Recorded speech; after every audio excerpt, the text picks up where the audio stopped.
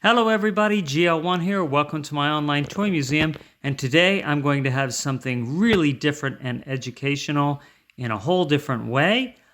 If you stay tuned for a few seconds, I'm going to compare these two ceratopsians to their real skeleton counterparts, Avaceratops and Chasmosaurus. So stay tuned.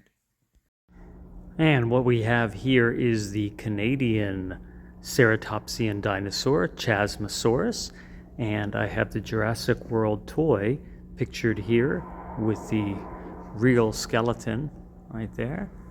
And as you can see in its frill, there's some large spaces, and so that has been handled thusly.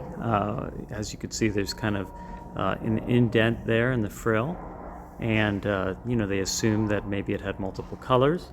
One of the things you can tell is that the horn direction is very similar to the actual. You can see that on the skull here that the horns are pointing upward, and the nose horn is pointing straight out, and I think that this model's quite accurate in that way. The other is you can see how the shoulder structure here can be indicated on the toy as well. You have the 4 toes on the front and on the back feet as well. Let's see, I can show you right over here. And you can see on the toy there's also 4 toes, so that is accurate. And the other thing I think that's interesting is if you look at the frill on the toy, you'll see that it has like spikes all over it. Well, if we look at the real thing, you can see indicated that there are slight protrusions that you could imagine would be worn out over time up on the top of the frill and the sides of the frill, and even towards the center, and I think it matches quite accurately with the toy. So go ahead and get yourself a Jurassic World Chasmosaurus toy. And this is a dinosaur that was about 17 feet long and late Cretaceous, so it was, in terms of time, a contemporary with Triceratops, but may have lived in a different area. Although, they were also found in Canada too, so maybe they were all together. All right, thanks for watching. One of the more recent finds, 1981, of a ceratopsian is the Avaceratops, and I have the Jurassic World toy to show you that as well. And this was a much smaller ceratopsian, about 7 feet long, and also in the Cretaceous.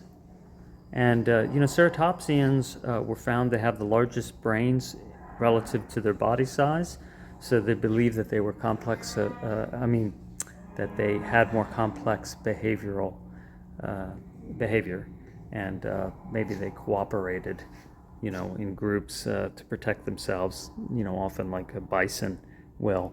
But if you look at the toy here compared to it, if you'll notice on this skeleton, you can see the horns they surge upward, they curve upward.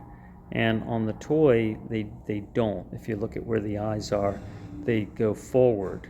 So is it just possible that they had different variations in their population, or is this toy not accurate? But I think other features on it, you can see the mouth is quite accurate, and the smaller size relative to other ceratopsian Jurassic World toys, I think, is pretty accurate. You don't really see as much of the shoulder blade indicated on this toy as you do on Chasmosaurus, but maybe he just was chubbier and you wouldn't have seen that anyway.